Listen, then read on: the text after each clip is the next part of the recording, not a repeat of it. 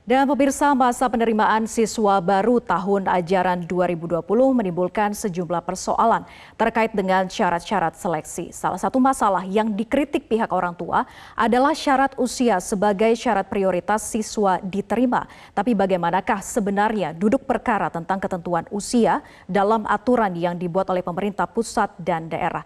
Informasi dan pembahasannya akan disampaikan oleh rekan saya Ade Mulya. Silakan Ade.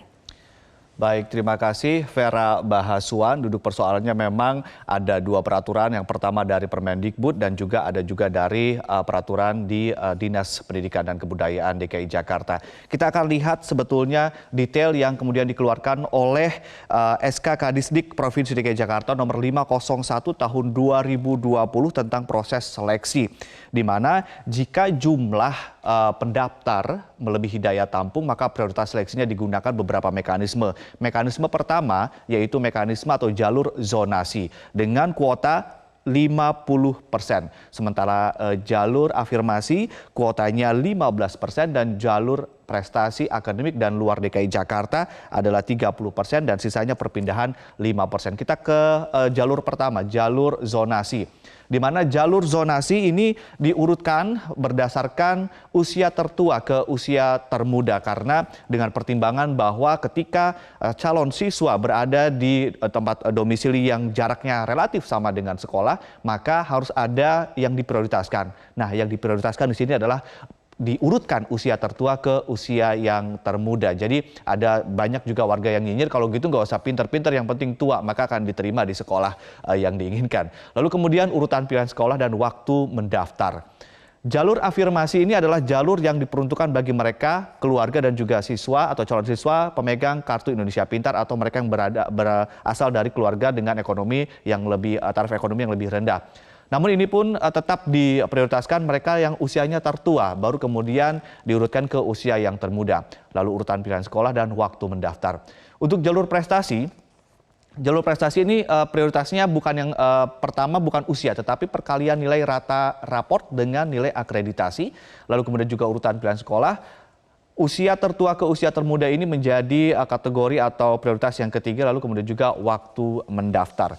Berikutnya kita akan tampilkan juga secara detail aturannya mengenai PPDB SMP dan juga PPDB SMA dan SMK. Nah, untuk PPDB SMP, rata nilai raport kelas 4, kelas 5 dan juga kelas 6 semester 1, 5 semester, ini yang kemudian akan dilihat atau diprioritaskan, yaitu pada pelajaran bahasa Indonesia, matematika, IPA dan pendidikan kewarganegaraan dari nilai SD. Lalu kemudian jika mau dari SMP masuk ke SMA atau SMK, maka difokuskan pada rata nilai rapor kelas 7, kelas 8 dan kelas 9 semester 1 SMP sebanyak 5 semester pada mata pelajaran bahasa Indonesia, kemudian matematika, IPA, bahasa Inggris dan IPS, karena mulai disinilah mulai diketahui bagaimana minat dan juga bakat, apakah dia ke ilmu sosial atau ke ilmu pengetahuan alam atau eksak. Kita akan lihat berikutnya statement yang juga menarik yang dikeluarkan oleh PLT Dirjen PAUD Dikdasmen Kemendikbud. Kita ambil dari Media Indonesia 22 Juni 2020 mengatakan bahwa sebetulnya aturan ini bukan aturan baru. Kan ketentuan umur ada di Permendikbud nomor 44 tahun 2019. Bahkan kalau saya lansir dari beberapa media yang lain menyatakan bahwa Hamid Muhammad juga menyatakan bahwa ini juga sudah diatur pada PP nomor 17 tahun 2010. Ini ternyata sudah lebih jauh lagi, lebih lama lagi begitu ya. Apakah kemudian ada miscommunication atau seperti apa, nanti kita akan cari tahu dalam perbincangan pada kesempatan kali ini. Lalu kemudian berikutnya yang ingin kita tampilkan adalah syarat usia berdasarkan Permendikbud 44 nomor tahun 2019. Jadi tadi SK Kadisdik Provinsi DKI Jakarta nomor 501 tahun 2020 berdasarkan dari Permendikbud nomor 44 tahun 2019 ini. Nah, untuk TKA usia minimal 4 hingga 5 tahun, TKB usia minimal 5 hingga 6 tahun. Sementara SD usia anak antara 7 sampai 12 tahun, paling rendah 6 tahun pada bulan Juli tahun berjalan. Sementara jika memiliki kecerdasan atau tingkat istimewa paling rendah 5 tahun 6 bulan pada 1 Juli tahun berjalan. Di peraturan ini juga uniknya yang menjadi syarat masuknya ke SD itu tidak berdasarkan kemampuan berhitung, membaca maupun menulis, tetapi berdasarkan usia. Ini PR tentunya untuk guru SD mengajarkan siswa karena berdasarkan dengan usia. Berikutnya juga kita akan lihat syarat usia berdasarkan Permendikbud nomor 44 tahun 2019 untuk SMP berusia paling tinggi 15 tahun pada tanggal 1 Juli tahun berjalan, dan untuk SMA atau SMK berusia paling tinggi 21 tahun pada 1 Juli tahun berjalan. Ya, kita akan lihat kemudian slide berikutnya. Ini terkait pertimbangan untuk seleksi jalur zonasi dan jalur perpindahan. Ini untuk kelas 1 SD, yang pertama adalah urutan prioritas usia 7 hingga 12 tahun, jarak tempat tinggal terdekat ke sekolah dalam wilayah zonasi. Ini yang menjadi prioritas. Lalu kemudian pasal 25 untuk SMP dan kelas 10 SMA, jika jarak tempat tinggal calon peserta didik dengan sekolah sama, maka seleksi terakhir menggunakan usia peserta didik yang lebih tua berdasarkan surat keterangan lahir atau akta kelahiran. Jadi SK yang kemudian diterapkan di Provinsi DKI Jakarta memang berasal dari atau merunut kepada Permendikbud nomor 44 tahun 2019. Nah, yang kita akan kemudian bahas pada kesempatan kali ini adalah bagaimana sebetulnya masalah yang dihadapi oleh para orang tua murid, dan juga nanti kita akan bahas bersama dengan Ombudsman. Tetaplah bersama kami pemirsa Metro Pagi Prime Time, segera kembali.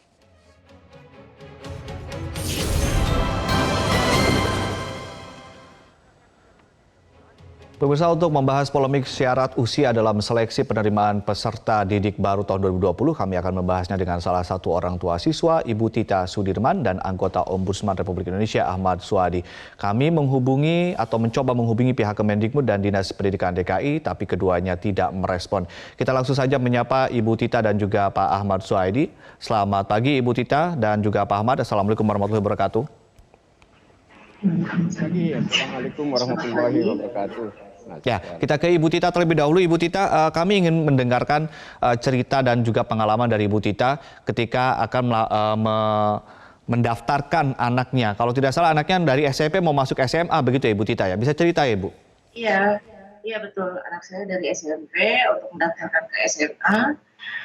Sebenarnya jalur untuk anak saya adalah jalur zonasi, yaitu belum dilaksanakan, nanti akan dilaksanakan pada 25 Juni.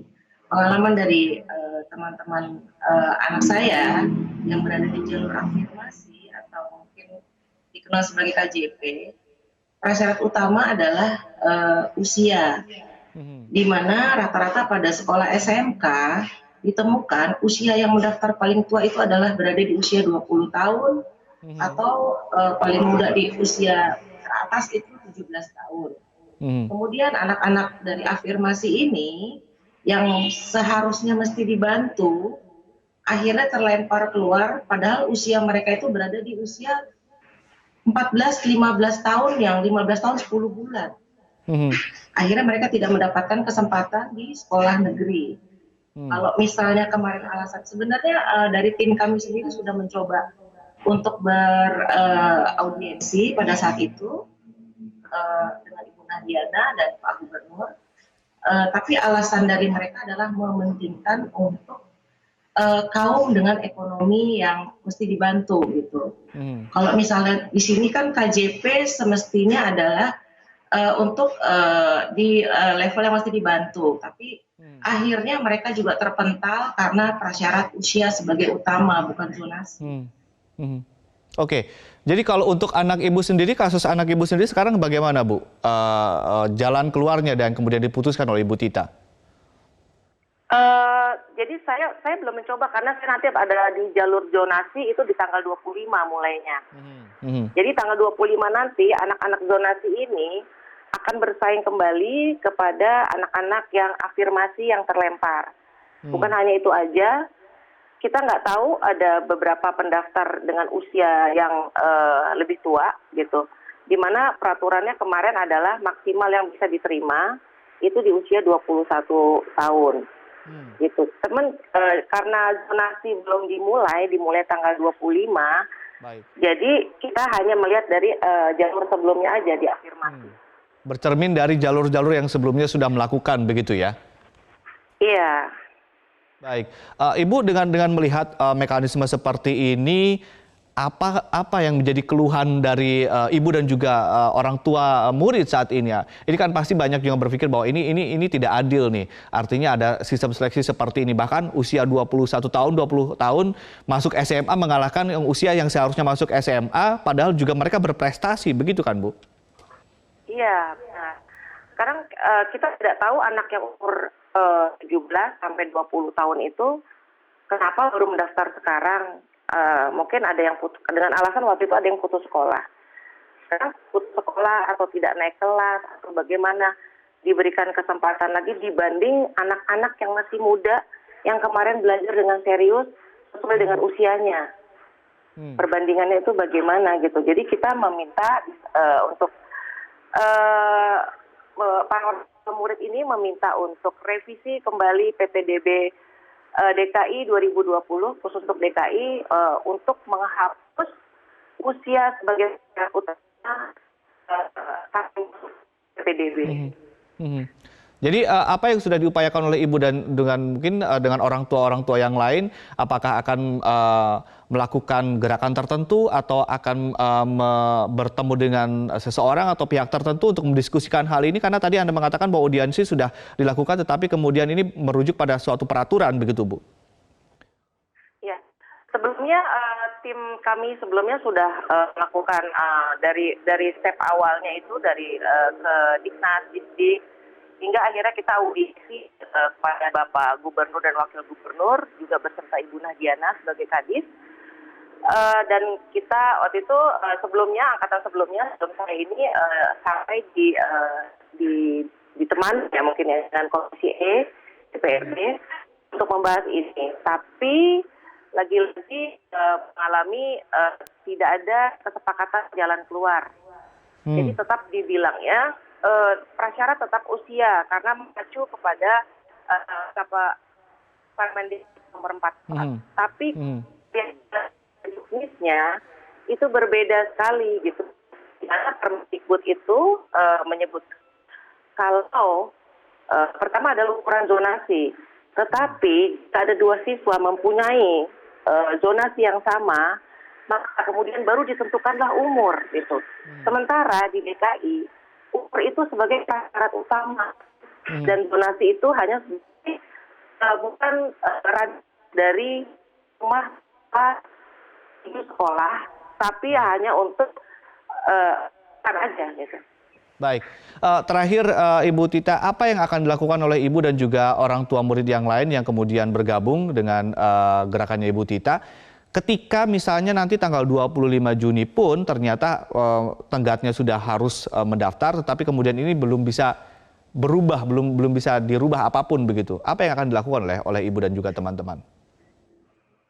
Saya bersama Forum Orang Tua Murid se-DKI hari ini akan berencana untuk melakukan bertemu lagi lah dengan pihak Diknas dan Pak Gubernur beserta Wakil. Untuk itu kami juga minta juga bantuan dari Mendikbud untuk mengklirkan masalah antara Permendikbud itu dengan juknis yang dibuat oleh DKI.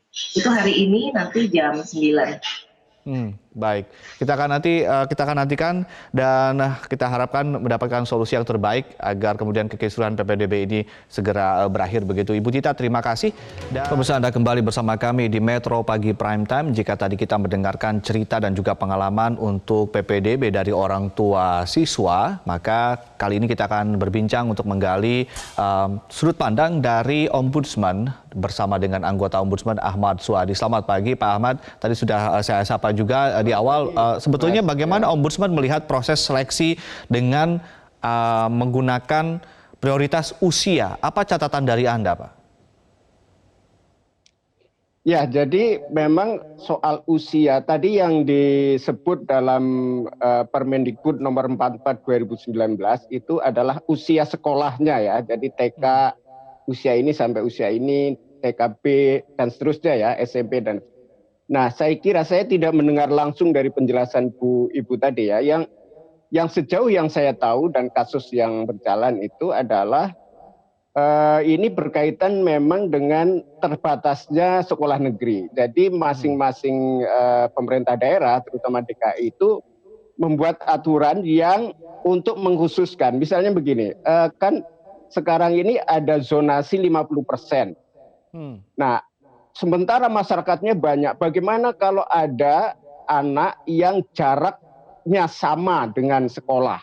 Mana yang dipilih? Karena bisa jadi banyak gitu ya, sama-sama 50 meter, sama-sama 100 meter, dan lain sebagainya. Sehingga dinas itu membuat aturan, kalau sama-sama jaraknya maka dipilih usia atau dipilih nilai. Gitu. Nah kan sekarang jalur prestasi kan udah ada sendiri. Jadi anak-anak yang memiliki nilai bagus itu kalau memang optimis ya ikut ke jalur prestasi. Nah begitu juga jalur afirmasi. Jalur afirmasi kan cukup besar nih 25% ya. Jadi kalau jalur afirmasi juga kalau misalnya ada sama-sama jaraknya, sama-sama prestasinya, sama-sama ekonominya, tingkat ekonominya, lalu mereka mana yang dipilih gitu. Jadi sekolah punya pedoman untuk memilih kalau ada hal yang sama. Sebenarnya dari segi aturan 3 tahun lalu itu pemerintah pusat itu biasanya mengeluarkan aturan sebulan sebelumnya sehingga ada kelabakan seringkali. Nah 2 tahun terakhir saya kira berkat dorongan kami ya, itu pemerintah pusat mengeluarkan aturan itu 6 bulan sebelumnya. Bahkan untuk sekarang ini aturannya sudah keluar pada 2019, jadi cukup jauh. Nah masalahnya memang mungkin dinas yang ketika membuat juknis itu terlalu pendek waktunya sehingga tidak sempat mensosialisasikan ke masyarakat. Baik. Nah bahwa ada protes saya kira itu sesuatu yang wajar, tapi pemerintah harus membuka diri apa masalahnya dan tidak ada keharusan untuk menampung semuanya karena memang kelasnya dan kursinya terbatas. Baik, kemudian menjadi tidak adil adalah ketika kita bicara soal sekolah negeri dengan biaya yang relatif lebih terjangkau. Saat ini saat pandemi semua orang tua cenderung ingin cari biaya pendidikan yang lebih terjangkau begitu. Tetapi kemudian yang diutamakan adalah mereka berdasarkan dengan urutan usia, sementara beberapa tahun belakangan anak dari para orang tua ini belajar luar biasa keras agar dapat sekolah yang mereka inginkan. Ini kan kemudian ada aspek ketidakadilan, Pak. Bagaimana kemudian Ombudsman bisa memberikan catatan mungkin kepada kepada Kemendikbud atau mungkin kepada dinas pendidikan terkait di provinsi dan juga Pemda terkait? Ya. Yang penting konsisten ya, berkaitan dengan keadilan itu penting sekali, tetapi tidak bisa menampung semua orang. Itu maka karena tidak bisa menampung semua anak, semua orang, maka diberi aturan-aturan tadi itu agar fair mana yang bisa dipilih, mana yang tidak. Memang ada beberapa yang masih ada penyimpangan ya di daerah-daerah itu. Tetapi saya kira pemerintah pusat memang harus memberikan pengawasan yang ketat terhadap penyimpangan itu. Kalau aturannya sendiri menurut saya ya sesuai dengan situasi daerah ya, seperti DKI itu kan rakyatnya banyak sekali. Sementara sekolahnya terbatas, maka siapa yang masuk dan yang tidak harus diberi aturan dan aturan itu harus konsisten gitu. Kalau kita bicara di daerah lain, ada beberapa kasus misalnya yang penting adalah bagaimana, karena sekarang kan pendaftarannya pakai daring ya, jadi ada fasilitas daring yang kurang memadai, sehingga aplikasinya sempat down gitu, sehingga terjadi kesemrawutan gitu.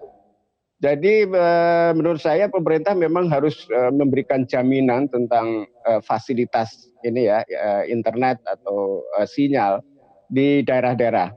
Ada juga di daerah yang masih mewajibkan memungut ya. Di Lampung misalnya ada SMA yang memungut 2 juta per siswa.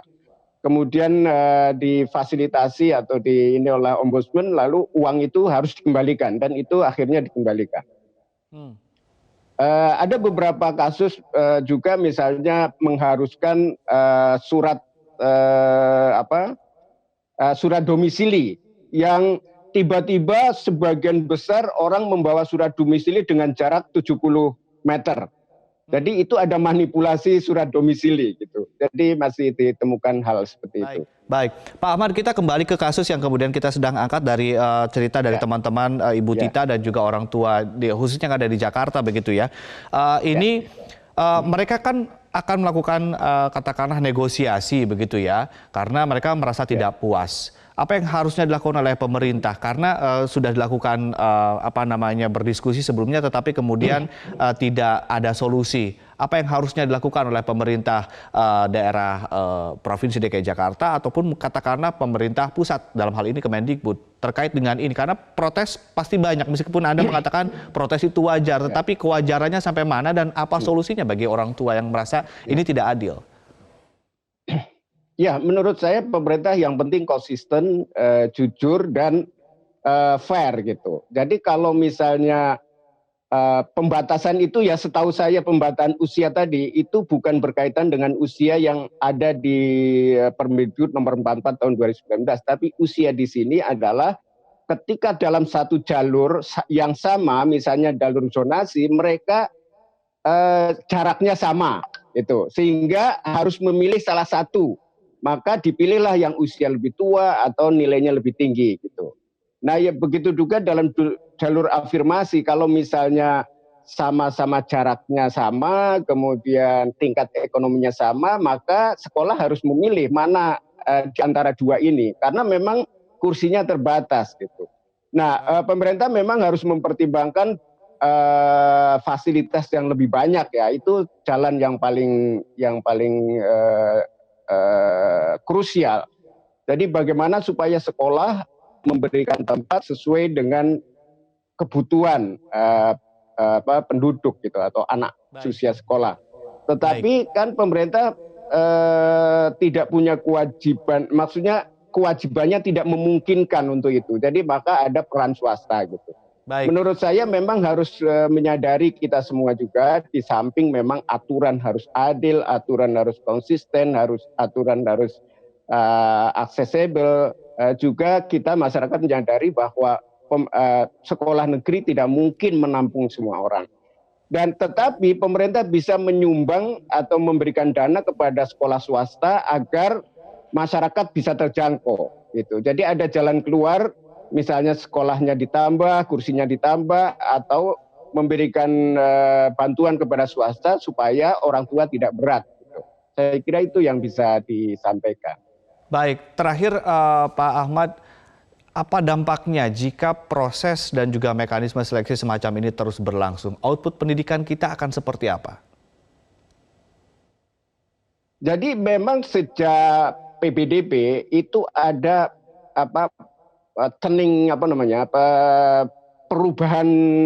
perubahan arah ya. Kalau dulu itu memang berpihak kepada mereka yang pintar dan yang punya uang gitu.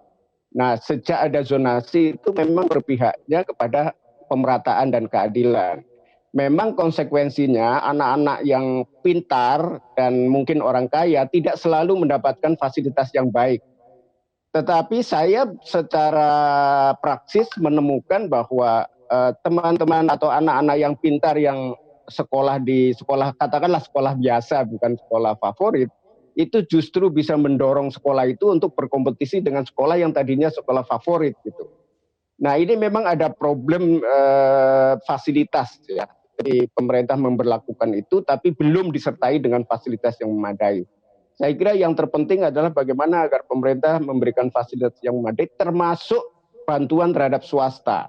Asumsi kita sekarang ini bahwa swasta itu mahal dan kualitasnya rendah, hanya berapa yang kualitasnya tinggi. Jadi pemerintah seharusnya tidak hanya memikirkan sekolah negeri, tapi juga memikirkan sekolah swasta berkait dengan fasilitas, mutu, dan lain sebagainya. Ya, baik. Terima kasih Pak Ahmad Soedi, anggota Ombudsman, telah memberikan juga insight-nya di Metro Pagi Prime Time kali ini. Dan pemirsa tetaplah bersama kami segera kembali dengan informasi lainnya.